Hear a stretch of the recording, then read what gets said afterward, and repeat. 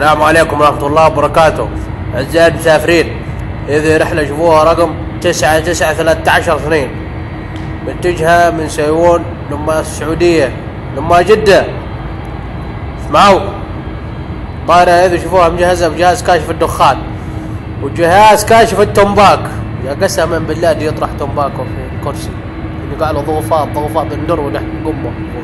بعدين قلت لكم دوب الاحلال ما يحج من قفاكم، ماشي منكم انتم بغالكم لا تحبون مشي ما عاد ولا بجبل مشي صار رجولكم تتكسر كم الحوش ركاب. بدل الهم يوم قلنا بنركبكم بالهم يوم قالوا لي بيسوون لما جدة جانا قذاف قلت ايه ذولا بيوسخون طيارة حق الخلق.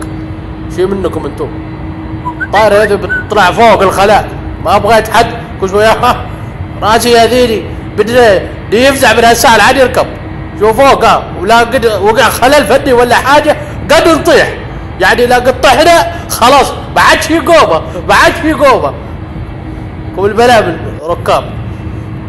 طايرة الساعة شوية بتسرع وبعدين بتطلع فوق ما بغيت حد يصيح كما اقول برا ولا دي يطلع فوق هو كذا يقول بيتهيع بقدر بيقذف دي القذاف طلعنا لكم اكياس ولا قد الساعة بتطيح بالطائرة ماشي شر. شو تحت كل كرسي صاروب بتعينون الصاروب هذا خلاص اسمحوا بهروبه قلتكم تلعبوا بكره وتبهروبه كل حاجه يعني سلاح فتاك. جنبي هذا الكابتن عبد العزيز وصالح هذا اللي يلقي حق الزرار هذا اللي فوق اللي يتكلم مع المراقبين ان شاء الله بنقلع.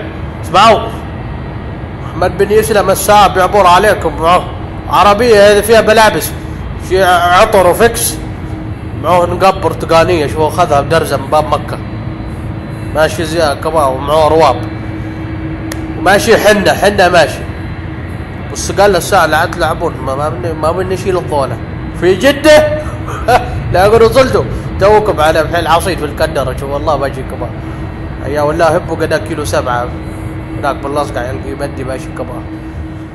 هيا حياكم بنقلع ها.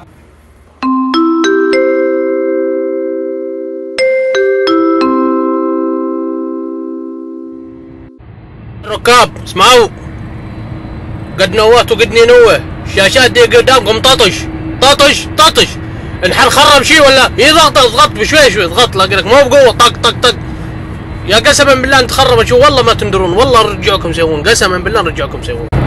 هيا حياكم.